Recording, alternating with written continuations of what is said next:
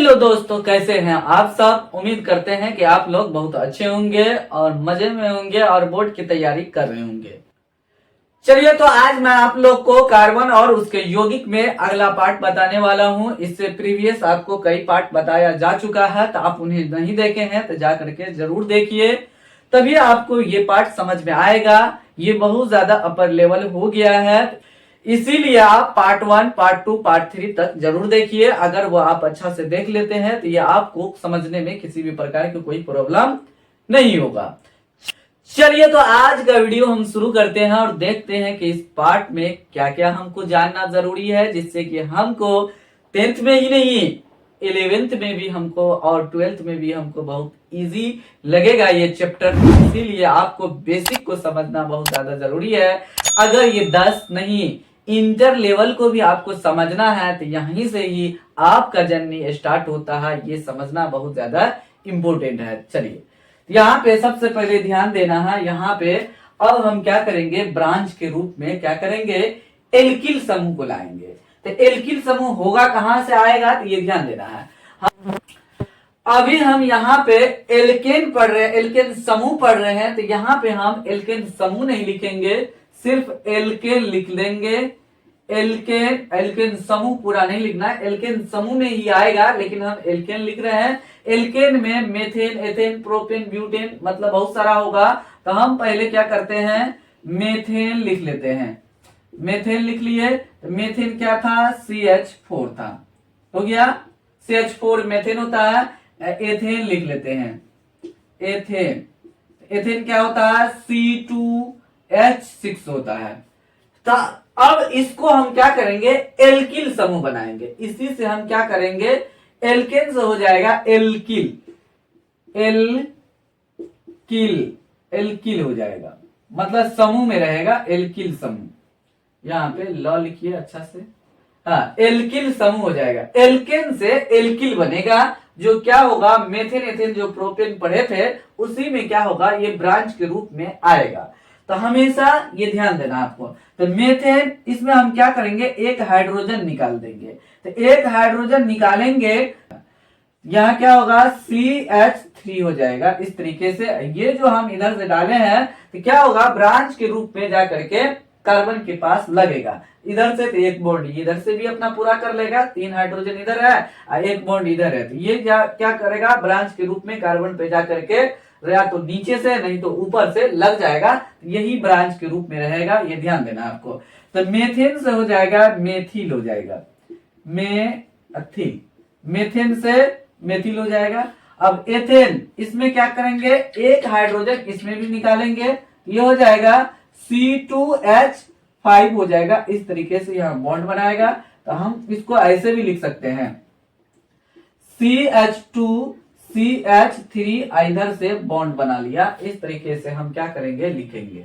इसको फैला के भी चेक करना पड़ेगा। तो ब्रांच के रूप में ये कब आएगा, ये ध्यान देना। तो ये आएगा, ये ब्रांच के रूप में, ये इसको हम इस तरीके से लिख सकते हैं, मेथेन से मेथिल बना और एथेन से ये एथिल बन गया, एथिल बन गया। ये ध्यान देना है, मेथेन से मेथिल और एथेन से एथिल बन गया, तो ये एल्किल समूह में आ गया। एक एक हाइड्रोजन हम निकाल देंगे। एल्केन समूह में जो जितना है, methane, ethane, propane, butane, pentane, hexane, एक एक हाइड्रोजन हम निकाल देंगे तो ये एल्किल समूह में आ जाएगा। तो उतना हमको जानना जरूरी नहीं है, मेन ये दोनों जो है ना ब्रांच के रूप में आएगा।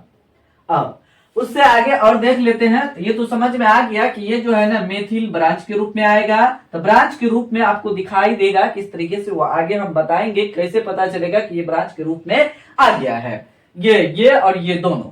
तो चलिए, उससे आगे बढ़ने से पहले हम क्या करते हैं, कुछ और जान लेते हैं। या देखो, CH3 जो हम लिखेंगे, इधर से जो बॉन्ड बना हुआ है जो कार्बन पे रहेगा, अगर यही 2 बार आ गया तो क्या हो जाएगा, मतलब ब्रांच के रूप में 2 बार आ गया। सेम ये जो मेथिल है, तो हम क्या करेंगे, उसको डाई लिखेंगे। 3 बार आएगा तो ट्राई लिखेंगे, 4 बार आएगा तो टेट्रा लिखेंगे, 5 बार आएगा तो पेंटा लिखेंगे, चाहे ये आ जाए या ये आ जाए। ये ध्यान देना है। तो देखिए, यहाँ पे हम लिखते हैं, अगर 2 बार रहेगा तो उसको हम क्या लिखेंगे, डाई लिखेंगे। 2 बार को डाई लिखेंगे। 3 बार रहेगा तो ट्राई लिखेंगे। 4 बार रहेगा तो क्या लिखेंगे, टेट्रा लिखेंगे, टेट्रा लिख देंगे। और 5 बार आएगा सेम चीज आ जाएगा तो हम क्या लिखेंगे, पेंटा लिखेंगे। और 6 बार आएगा तो हेक्सा लिखेंगे। उतना लिखने की अब जरूरत नहीं है, मेन आपको इतना ही याद रखना है क्योंकि इतना ही बार ज्यादा आएगा। हाँ, 2 बार आएगा सेम चीज में, जब मेथिल अगर ब्रांच के रूप में 2 बार आया तो डाई हो जाएगा, 3 बार आया तो ट्राई हो जाएगा, 4 बार आएगा टेट्रा हो जाएगा, 5 बार आएगा तो पेंटा, 6 बार आएगा तो हेक्सा हो जाएगा। ये आपको समझ में आ गया। जब हम इसको हम करेंगे तो आपको बताएंगे कि इस तरीके से हमको करना है। चलिए, और ये भी ध्यान देना है, नंबर के बीच में कोमा रहेगा, नंबर और शब्द के बीच में क्या होगा, हाइफन देना हो। हाइफन डालना नहीं बोलना है, ये बहुत ज्यादा इंपोर्टेंट पॉइंट है, इसको आप ध्यान में रखिएगा। चलिए, उसके बाद ब्रांच के रूप में कैसे रहेगा ये आपको हम बताते हैं, यहाँ पे ध्यान देना है।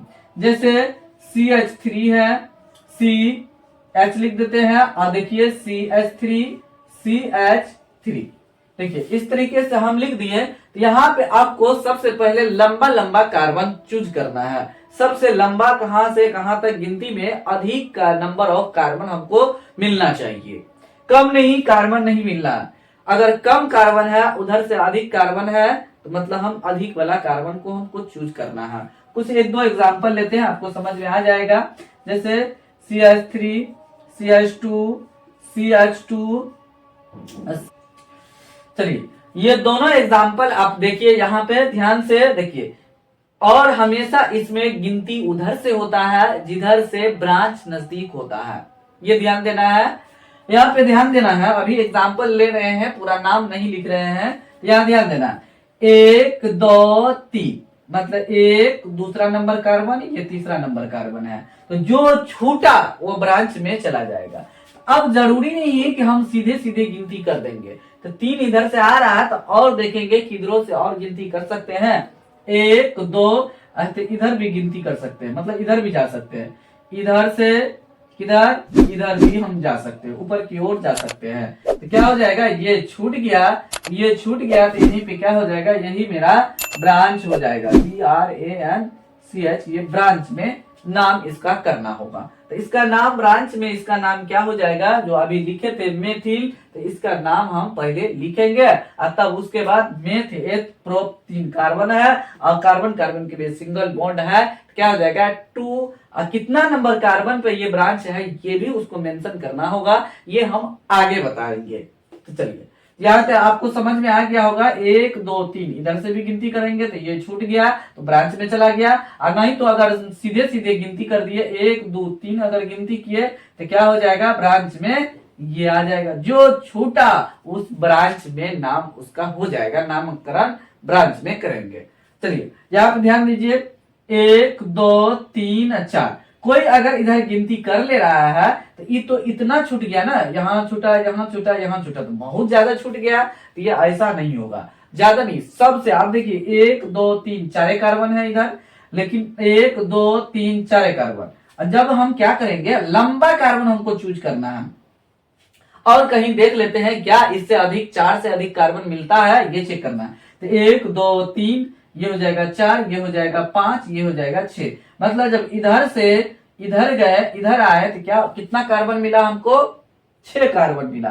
तो मतलब हम इधर नहीं जा सकते हैं, नंबर ऑफ कार्बन 6 इधर मिला, इधर से इधर और इधर गए तो 6 नंबर कार्बन, तो अधिकतम 6 नंबर कार्बन इसमें है, मतलब 6 कार्बन है अधिकतम। कौन छूट गया, ये छूट गया तो ये क्या हो जाएगा, ये ब्रांच में चला जाएगा, BRANCH। जब ब्रांच में गया तो इसका नाम हो जाएगा मेथिल।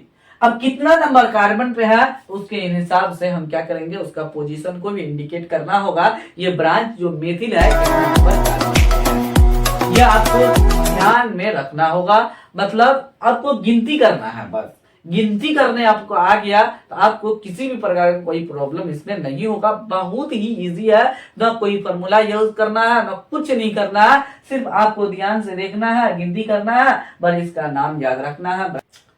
लंबा लंबा कार्बन को हम जब गिनती किया, अधिकतम नंबर और कार्बन हमारे पास होना चाहिए। अब जैसे इधर गिनती करके चल गए, ब्रांच की तरफ हम चल गए तो 4 कार्बन मिला, लेकिन उधर से गिनती करेंगे जिधर से ब्रांच नजदीक होगा, ये ध्यान रखना है, ये बहुत ज्यादा इंपॉर्टेंट है।